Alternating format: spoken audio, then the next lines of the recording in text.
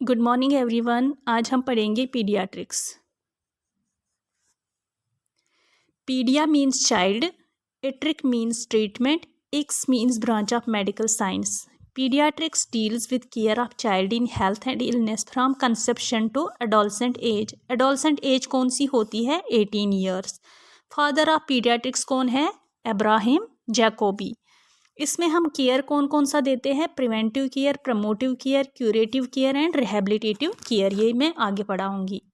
Paediatrics के 2 stages होती है, intra uterine and extra uterine. Intra uterine stage जो होती है वो है 0 to 2 वीक्स के जो होता है वो उसको हम जाइगोट बोलते हैं। 2 to 8 वीक्स में हम एम्ब्रियो बोलते हैं। 8 to 40 वीक्स हम फीटस बोलते हैं। After birth means extra uterine life, जब बेबी डिलीवर होता है। बर्थ अप टू 1 मंथ हम नियोनेट और न्यूबॉर्न बोलते हैं। इसमें भी 2 स्टेजेस होती है, early neonate and let neonate. Early neonate हम किसको बोलते हैं? बर्थ टू 7 डेज का जो होता है उसको हम बोलते हैं अर्ली नियोनेट, और जो 7 to 28 डेज का होता है उसको हम बोलते हैं लेट नियोनेट। ये बहुत बार एग्जाम में भी होता है, अर्ली नियोनेट किसको कहते हैं और लेट नियोनेट किसको कहते हैं। 1 मंथ to 1 ईयर का उसको हम इन्फेंट बोलते हैं। 1 ईयर to 3 ईयर्स हम टॉडलर बोलते हैं।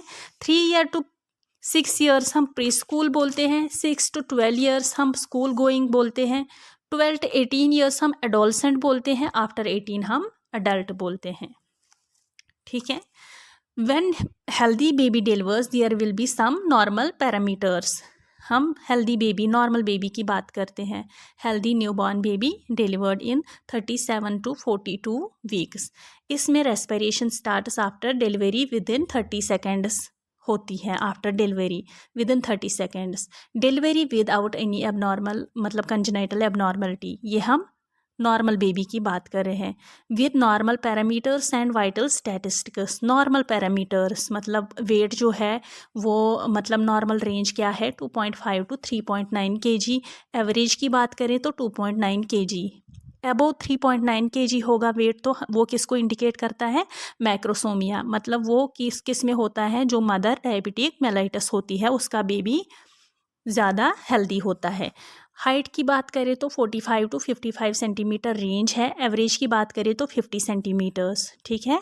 हेड सर्कमफ्रेंस की बात करेंगे 33 to 35 सेंटीमीटर्स नॉर्मल है। If head circumference will be below 33 centimetres, वो किसको इंडिकेट करता है? Microcephaly. If head circumference will be more than 35 centimetres, तो वो किसको इंडिकेट करता है? मैक्रोसेफेली को। मैक्रोसेफेली इंडिकेट्स हाइड्रोसेफेली। हाइड्रोसेफेली में क्या होता है? Excessive production of CSF। ठीक है। उसमें 2 प्रकार के होते हैं, मतलब एक तो कम्युनिकेटिंग होता है, दूसरा नॉन कम्युनिकेटिंग होता है। कम्युनिकेटिंग में क्या होता है? जो पाथवे होता है CSF इसमें इंक्रीज होता है। CSF का प्रोडक्शन उसमें इंक्रीज होता है। नॉन कम्युनिकेटिंग में क्या होता है? पाथवे मतलब उसमें पाथवे में ऑब्स्ट्रक्शन होता है। CSF एब्जॉर्प्शन जो है वो डिक्रीज होता है because cerebral aqueduct is blocked. उसमें बल्जिंग फंटनल्स भी देखने को मिलते हैं। चेस्ट सर्कमफ्रेंस की बात करेंगे 30 to 33 सेंटीमीटर्स नॉर्मल है। Chest circumference increases due to the deficiency of vitamin D। It indicates the rickets disease. Sternum protrusion जो है वो पिजन शेप का चेस्ट होता है उस बेबी में। Head and chest circumference equal at 1 year of age कितना होता है? 45 सेंटीमीटर। हेड भी और चेस्ट सर्कमफ्रेंस भी 1 ईयर एज में इक्वल होता है 45 सेंटीमीटर्स। अम्बिलिकल कॉर्ड लेंथ जो है ये याद रखने वाली बातें हैं। अम्बिलिकल कॉर्ड की जो लेंथ है वो भी 45 सेंटीमीटर्स है। हेड और chest circumference after 1 year of age वो भी 45 सेंटीमीटर्स है। एनीमा कैन की जो हाइट होती है खासकर इवैक्यूएट एनीमा की, उसकी भी 45 सेंटीमीटर्स होती है। ठीक है। इन 3 चीज़ों को याद रखना, ये सेम है 45 सेंटीमीटर्स। मिड आर्म सर्कमफ्रेंस की बात करेंगे वो है 11 to 12 सेंटीमीटर्स। उससे हम क्या करते हैं? To check the nutritional status of newborn baby. किससे करते हैं चेक? शाकिर टैप और bangle test to check nutritional status of newborn baby. कैसे करते हैं?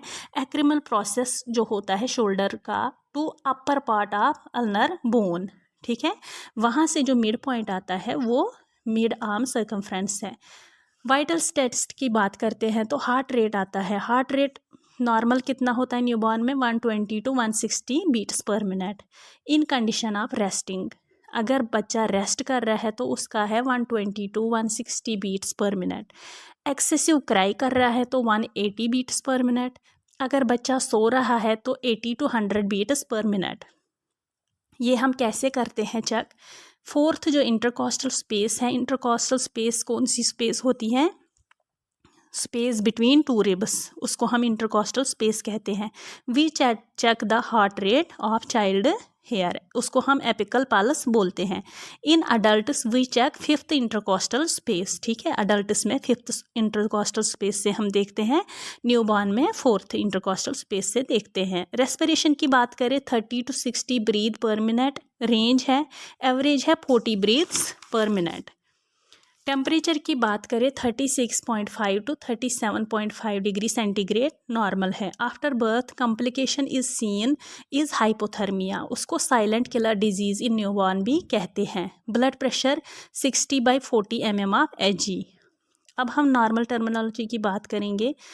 इसमें क्या है? Live birth. लाइव बर्थ क्या है? सेपरेट और लाइव एविडेंस, मतलब जब बेबी डिलीवर होता है उसके बाद अगर उसकी respiration and heart rate normal है तो बेबी नॉर्मल है, बेबी नॉर्मल है, उसको हम लाइव बर्थ कहते हैं। स्टिल बर्थ किसको कहते हैं?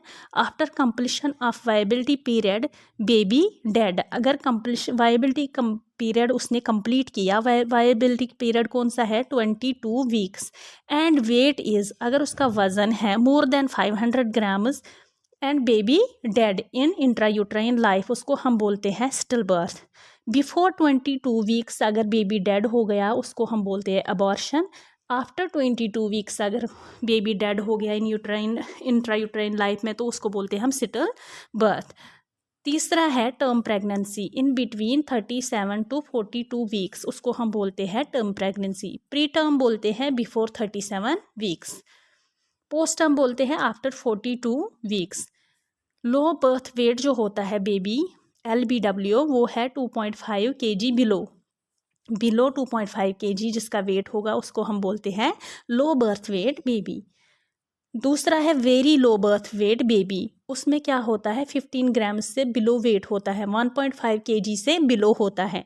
एक्सट्रीमली LBW लो बर्थ वेट, उसमें क्या होता है बिलो 1000 ग्राम, मतलब 1 kg से भी कम हो उसका वेट होता है, उसको बोलते हैं extremely low birth weight baby. Next class में आपको पढ़ाऊंगी initial care of newborn. Thank you.